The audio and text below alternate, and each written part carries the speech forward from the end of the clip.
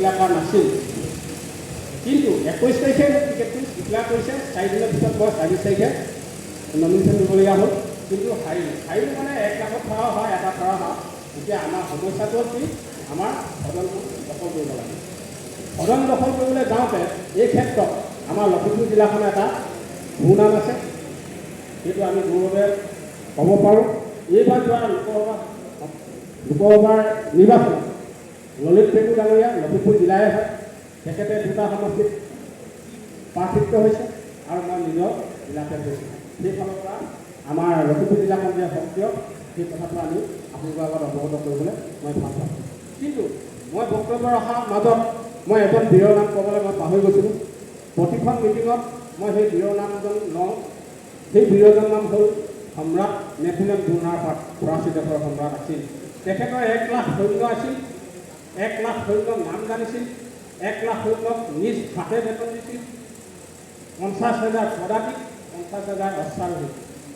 তেখেতে এটা সৈন্য মৰিলে এটা লয়, আৰু তেখেতে ইমানেই মেমৰি নাম আছিলে, তেখেতৰ 16টা চেল আছিলে, মগজত 16টা চেল আছিলে। সেইকাৰণে তেখেতে সকলোখিনি মানুহৰ নাম জানিব পাৰিছিল। এতিয়া আমাৰ 16টা চেল নাই, সেইকাৰণে আমি প্ৰত্যেকজনৰ মানুহৰ মন প্ৰাণবিলাক, প্ৰত্যেকৰ নামবিলাক আমি জানিব নোৱাৰোঁ। এতিয়া আমাৰ সমস্যাৰ কথালৈ আহিব লাগে। আমাৰ ভোটাৰ্ছ পাৰ্টি ইণ্টাৰনেশ্যনেলৰ আমাৰ সমস্যা কি? ভোটাৰ্ছ পাৰ্টি ইণ্টাৰনেশ্যনেলৰ সমস্যাটো হ'ল, লয়ড টলষ্টয়ে দাৰ্শনিক কবিয়ে কৈছিল যে এজন ৰাজনীতিৰ সদস্য হ'বলৈ হ'লে যে দৰিদ্ৰ লোকে কেতিয়াও ৰাজনীতিৰ সদস্য হ'ব নালাগে। সেই কথাটো মোৰ ক্ষেত্ৰত যেতিয়া প্ৰয়োজন আছে, হয়তো আপোনাৰ ক্ষেত্ৰতো হয়। সেয়েহে আমাৰ অলপ টকা পইচাৰ প্ৰয়োজন আছে। জিলা সমিতিৰ সভাপতি হ'লে এখন বিলাসী গাড়ী লাগে। একেবাৰে কমেও এজন জিলা সমিতি হিচাপে মাহেকত 70,000 টকা দৰমহা পোৱা বা উপাৰ্জন কৰিব পৰা ব্যৱস্থা থাকিব লাগে। নিজৰ ইচ্ছাত ব্লকত ঘূৰিব পৰা ব্যৱস্থা থাকিব লাগে। নিজৰ পঞ্চায়তখিনি কেনেকৈ আছে তাত কণ্ট্ৰল কৰিব লাগে। ৰাজ্যিক সমিতিৰ লগত যোগাযোগ কৰি খুব সঘনাই মিটিং মাটাং দিব পৰা ব্যৱস্থা থাকিব লাগে। তেতিয়া তেনেকুৱা এজন সভাপতি হ'লে আমাৰ দলটো অকণমান আগবাঢ়ি যাব বুলি মই ভাবোঁ। যাই কি নহওক, আমি আৰ্থিক আজাদিৰ কাৰণে আমি লাগি আছোঁ। আমাৰ এইটো হ'বই। God cheese the but with the world facility problem of living, অৰ্থাৎ সত্যই ভগৱান মাত্ৰ অপেক্ষা কৰে আৰু জগতখনৰ অমংগল সমস্যাটো কাটি আছে। আমাৰ ধৰক জগতখনৰ অমংগল সমস্যাটোৰ কথা দাৰ্শনিক লাইব্ৰেৰীতে কৈছে যে জগতখনৰ সমস্যা যেতিয়া আছে, ক'ত ক'ত সমস্যা আছে। তেতিয়া চাই ধৰক আমাৰ সমস্যাটো এনেধৰণৰ হয়, ৰাস্তাত পৰি থকা ৰছীডাল আমি যদি হাত বুলি ভাবোঁ, তেতিয়া সেই ৰাস্তাটো আমি অতিক্ৰম কৰিব নোৱাৰোঁ। যদিহে সাপৰ লক্ষণটো সেই ৰছীডালত দিয়া হয়, ইটো লৰচৰ কৰা নাই, ইটো মোক খেদামাই অহা নাই, সেই ভোকবিলাক যেতিয়া তাত বসানি দিয়া হয়, তেতিয়া ৰছীডাল নিজৰ মগজত আহি এতিয়া ৰছীহে মই এনেই ভয় খাইছোঁ। সেইকাৰণে আমাৰ ভোটাৰ্ছ পাৰ্টি ইণ্টাৰনেশ্যনেলৰ কৰ্মীসকলক কৈছোঁ, বিজেপি আৰু কংগ্ৰেছৰ ৰছীডালক ভয় কৰিব নালাগে। তেওঁলোকৰ সেই ৰছীডাল আমি গম পোৱা গৈছে, সেইডাল ৰছীহে সাপ নহয়। আৰু আগন্তুক আহি থকা আমাৰ পঞ্চায়ত নিৰ্বাচনৰ কথা এতিয়ালৈকে কোনো কোৱা নাই। মই কৈছোঁ, আমাৰ জিলাখনত 9টা ব্লক আছে। 9টা ব্লকৰ ভিতৰত এটা ব্লকে সক্ৰিয় হয়, ন্যায়পুৰ ব্লকটো। যিকোনো সময়ত ন্যায়পুৰ ব্লকে কামখিনি কৰি আছে। আৰু ঘিলামা ব্লক এটা আছে, ঘিলামা ব্লকটো অলপ কৰিছে। কিন্তু যাই কি নহওক, মই ভাবোঁ আমাৰ লখিমপুৰ জিলাখনত এইবাৰ সমুদায় আমি পঞ্চায়ত নিৰ্বাচন কৰিবৰ কাৰণে আমি যোজনা চলাইছোঁ। আৰু এই অভাৱত আছিলোঁ লখিমপুৰ জিলা সদৰ সমষ্টিত। এইবাৰ সমষ্টি বিভাজন হোৱাৰ কাৰণেই কি হ'ল যে নাওবৈচা সমষ্টিত পেলাই দিলে। এতিয়া নাওবৈচা সমষ্টিটোত আমাৰ জিলাখনৰ ভিতৰত এনেকুৱা এজন প্ৰাৰ্থী পাইছোঁ, সিদিনাখনি আহিছে, ভটকানিছা আহোঁতে তেখেতে গামোচা পিন্ধাইছে, বিক্ৰম দাস। তেখেতৰ ওপৰত আমাৰ এটা আশা হয়, তেখেতৰ ওপৰত আমাৰ আশীৰ্বাদ আছে। তেখেতক লৈ আমাৰ জিলাখন এটা সুনাম আহিব বুলি আমি ভাবিছোঁ। যাই কি নহওক, মই ভটকানি ডাঙৰীয়াৰ কথা এটা কথাই কওঁ, তেখেতক মই আজিৰ পৰাই মই ক্ষমা খুজিছোঁ। সিদিনাখনি মই আহিব নোৱাৰিলোঁ 25 তাৰিখে। এই আলাবৰী ৰঙত মই ব্যস্ত থাকিলোঁ। আলাবৰী ৰং মানে বুজি পাইছে? আলাবৰী ৰং মানে বুজি পাইছে না? আলাবৰী ৰং মানে কি কয়? অকস্মাতে হোৱা ৰংখনক আলাবৰী ৰং বুলি কোৱা হয়। মই খেতিয়কৰ ল'ৰা, আহিন মাহত ধান এডৰা কৰিলোঁ, সেই ধনী চৰাইৰ লগত দুখ কৰি থাকি গ'ল, সেইখনকে কয় আলাবৰী ৰং। গতিকে সেইকাৰণে আহিব নোৱাৰিলোঁ। যাই কি নহওক, আজি আপোনালোকৰ আগত দুআষাৰ কৈছোঁ।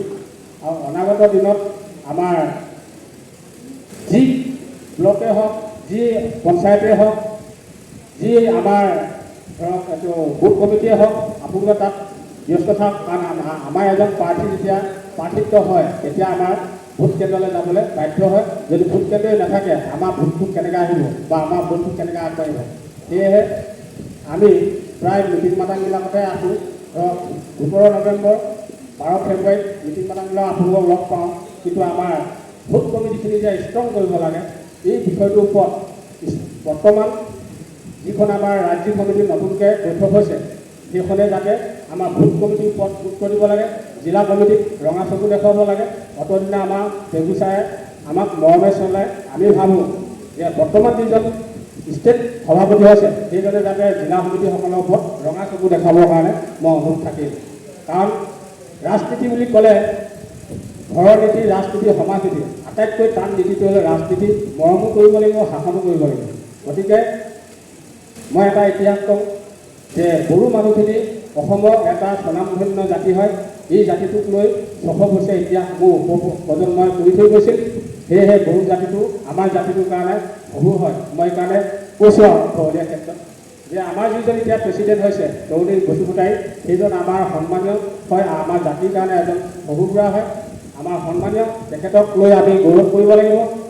আৰু যাই কি নহওক আমি ললিত পেগুক আমি এৰি দিব নোৱাৰোঁ, যিহেতু আমাৰ ধৰক অৱস্থাতেই তেখেতে প্ৰথম সভাপতি হৈ আজি তেখেত অবিৰতভাৱে চলাই অহা কাৰ্যকালখিনি আমি বহুত ভাল পালোঁ আৰু আগলৈও ভাল পাম বুলি ভাবিছোঁ।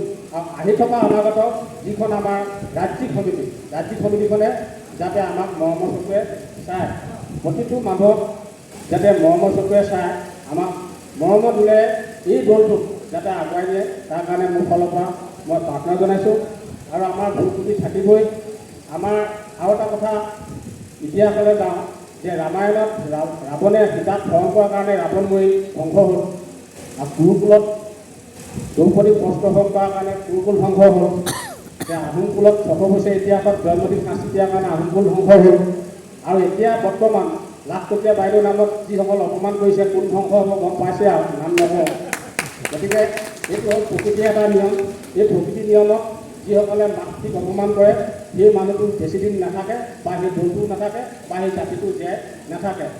অৱশেষত আৰু এটা কথা মোৰ মনত পৰিছে যে আমি যদি প্ৰত্যেকৰ নাম যদি চিনি পাবলগীয়া হয়, প্ৰত্যেকে যদি আমি ইজনে সিজনৰ মাজত যদি সহযোগিতা কৰা হয়, এই ক্ষেত্ৰত আমাৰ অন্তৰৰ পৰা জাত পাত নো পাত ফুটা আছে এক জাত, এই জাতিটো সামাজিকেই হওক, ধৰ্মীয় হওক, ৰাজনীতিয়ে হওক, সকলোৱে আমি সেইটো একনিষ্ঠভাৱে আমি ভাবিব লাগিব। তেতিয়াহে আমাৰ এই মানৱ জাতিটো ধ্বংসমুখীৰ পৰা আমি বাচিব পাৰিম। কেৱল ভোটাৰশ্বিপটো পালেই, পইচা পালেই আমি যে ধনী হ'ম, আমাৰ জীয়াই থকা মানসিকতাত থাকিব এইটো নহয়। আমি আগন্তুক আহি থকা প্ৰজন্মক আমি বচাবলৈ আহিছোঁ। ঠিকে আছে, মোৰ মনৰ এটা ভাৱ আছে যে ভোটাৰশ্বিপটো আহক, কুশাসন শেষ হৈ যাওক, আৰু ভোটাৰশ্বিপ আহিলেও আমি মৰিলেও যাতে আমাৰ মৰিশালীত এগছি বন্তি জ্বলায় তাৰ বাবে এই ভোটাৰশ্বিপ কৰিব লাগে। আৰু মোৰ বহুতখিনি ক'বলগীয়া আছিল, মই অলপ বেলেগ এটা চিন্তা কৰি আহিছিলোঁ। আৰু এটা ক্ষমা খুজিছোঁ, নিৰ্দিষ্ট সময়ত মই আহিব নোৱাৰিলোঁ, গতিকে দেৰিকৈ অহাৰ কাৰণে মই আজি মই ৰাজ্যিক সমিতিক বিষয়ববীয়াসকলৰ ওচৰত মই ক্ষমা বিচাৰিছোঁ, আপোনালোকৰ ওচৰতো ক্ষমা বিচাৰিছোঁ। মোক কোনোখন মিটিঙত দেৰি নহয়, আজি অকণমান দেৰি হোৱাৰ কাৰণে মই মাফ খুজিছোঁ। অনাগত দিনত যাতে আমাৰ পঞ্চায়ত ইলেকশ্যন সকলোৱে মন প্ৰাণ আগবাঢ়ি আহক, আৰু অনাগত দিনত 2026 চনত যাতে আমি জয়যুক্ত হওক। 2026 চনত যাতে আমাৰ ভোটাৰশ্বিপটো অনাৰ যিটো আমাৰ মানে সিদ্ধান্ত আছে, এই সিদ্ধান্তটোত সকলোৱে টঙালি বান্ধক। তাকে কৈ মোৰ মন্তব্য সামৰিব বিচাৰিছোঁ।